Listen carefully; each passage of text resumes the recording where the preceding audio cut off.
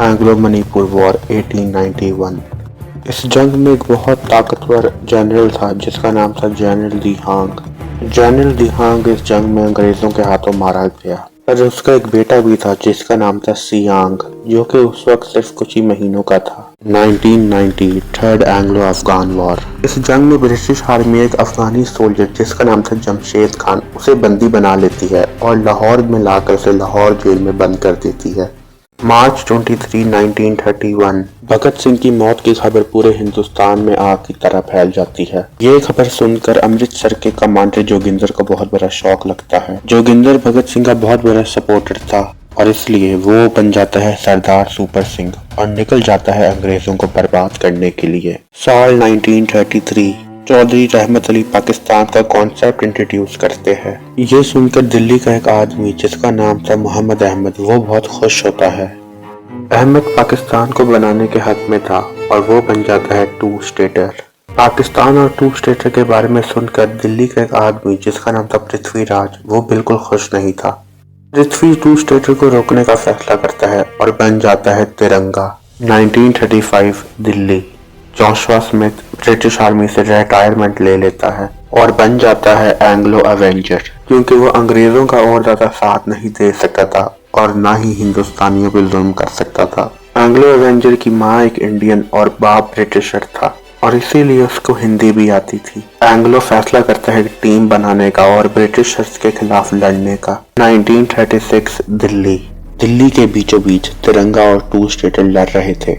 British army भी उनको रोकने में नाकाम रही। पूरी दिल्ली में तबाही मचा दी थी उन दोनों ने, पर तभी वहां पर एंग्लो एवेंजर आ जाता है। एंग्लो उन्हें रोकने की कोशिश करता है पर वो दोनों उसके साथ भी लड़ाई शुरू कर देते हैं। लड़ाई के बीच बातों बातों में एंग्लो उन दोनों को अपना प्लान बताता है और वो दोनों लड़ना बंद कर देते हैं। कुछ देर सोचने के बाद वो दोनों फैसला करते हैं कि वो दोनों एक हो जाएंगे, क्योंकि उन दोनों के असल दुश्मन ब्रिटिशर्स ही थे।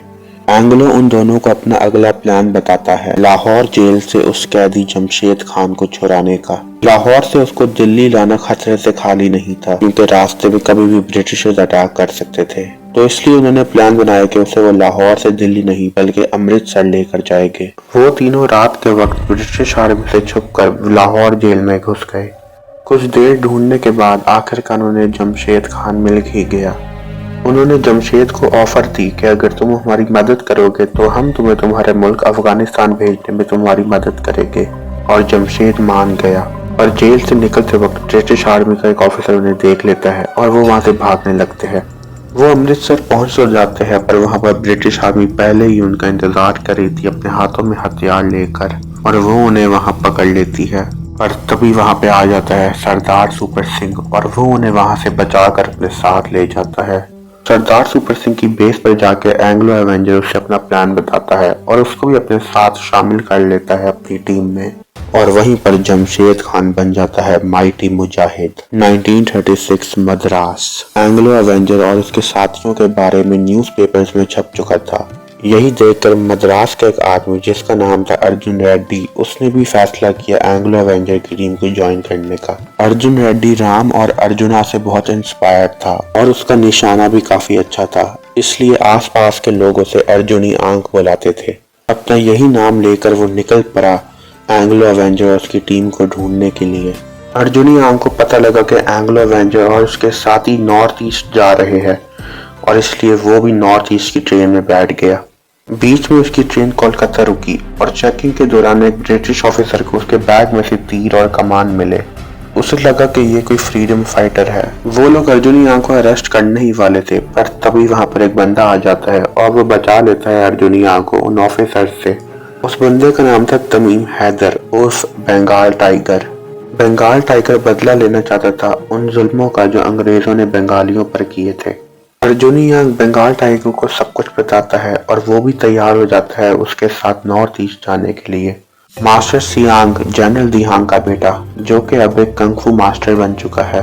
सियांग अपने बाप को बदला लेना चाहता था अंग्रेजों से, इसीलिए उसने कंगफू सीखा। एंग्लो एवेंजर अपनी टीम के साथ मणिपुर पहुंच चुका था। वो जैसे ही स्टेशन पे उतरे तभी अंग्रेजों ने एंग्लो एवेंजर और उसकी टीम को पहचान लिया। एंग्लो एवेंजर और उसकी टीम अंग्रेजों से बचकर भाग रही थी। तभी उनमें से एक ऑफिसर ने गन निकाली और बस शूट करने ही वाला था कि तभी उसके हाथ के ऊपर एक तीर आकर लगा। और वो तीर था अर्जुनी आंक का। अर्जुनी आंक और बंगाल टाइगर एंग्लो एवेंजर की टीम को बचाते हैं और एंग्लो एवेंजर भी उन दोनों को अपनी टीम में शामिल कर लेता है। अब वो सब जिस काम के लिए मणिपुर आए थे, अब उसको पूरा करने का वक्त था, यानी कि मास्टर सियांग को टीम में शामिल करने का वक्त। वो सब मिलकर मास्टर सियांग को कन्विंस करते हैं और कुछ देर बाद वो भी मान जाता है टीम ज्वाइन करने के लिए। एंग्लो एवेंजर और उसकी टीम पूरे मुल्क में मोस्ट वांटेड थी और अंग्रेज उन्हें पागलों की तरह ढूंढ रहे थे हर जगह। उनके पास छुपने के लिए कोई जगह नहीं थी क्योंकि अंग्रेजों को उनके सब ठिकानों का पता लग चुका था। एंग्लो एवेंजर और उसकी टीम दिल्ली के पास एक प्रिंसली स्टेट मुगलिया में पहुंचते हैं। वो लोग मुगलिया के बादशाह ज़ारून उर्फ मुगल आजम से छुपने के लिए जगह मांगते हैं और वो मना कर देता है, पर कुछ देर बातचीत करने के बाद वो मान जाता है उन्हें रखने के लिए, क्योंकि मुगल आजम भी बदला लेना चाहता था अंग्रेजों से। ज़ारून मुगलों की नस्ल में से था और जब अंग्रेज हिंदुस्तान आए थे तो उन्होंने मुगलों से उनकी हुकूमत छीन ली थी। तब से लेकर आज तक मुगल वापस लेना चाहते हैं अपनी कुर्सी अंग्रेजों से, और ज़ारून भी उनमें से एक है। मुगल आजम का एक खास आदमी भी था जिसका नाम था साइरस बहादुर। जिन पारसियों ने ईरान से हिंदुस्तान हिजरत की थी, उन्हीं पारसियों की नस्ल में से है साइरस बहादुर। मुगल आजम और साइरस का साथ बहुत पुराना था। साइरस एक बहुत ही वफादार इंसान भी था और हर वक्त अपने मालिक की हिफाजत करता था। मुगल आजम ने एंग्लो एवेंजर और उसकी टीम को जगह दी रहने के लिए, जंग की तैयारी करने के लिए फैसिलिटीज दी और अपनी फौज भी दी जो कि जंग में उनकी मदद करेगी। और इन सब के ऊपर से मुगल आजम और साइरस खुद भी उनकी टीम के अंदर शामिल हो गए।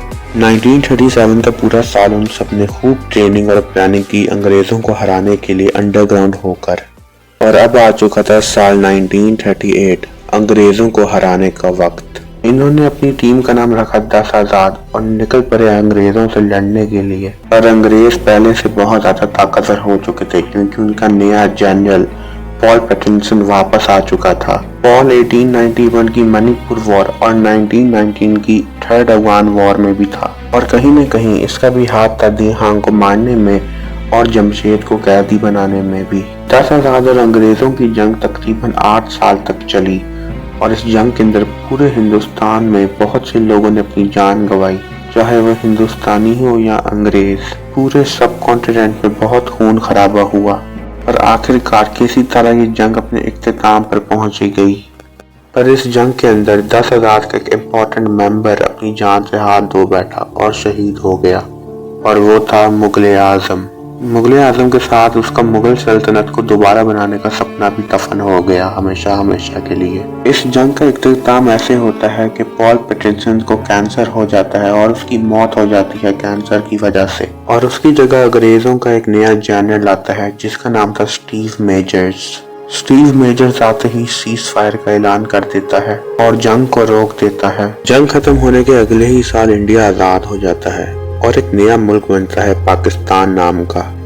इंडिपेंडेंस के बाद एंग्लो एवेंजर इंग्लैंड चला जाता है, माइटी मुजाहिद वापस अफगानिस्तान चला जाता है, टू स्टेटर पाकिस्तान और बंगाल टाइगर ईस्ट पाकिस्तान में जाके बस जाते हैं। तिरंगा, अर्जुनी आंक, मास्टर सियांग, सरदार सुपर सिंह और साइरस बहादुर इंडिया में ही रहते हैं।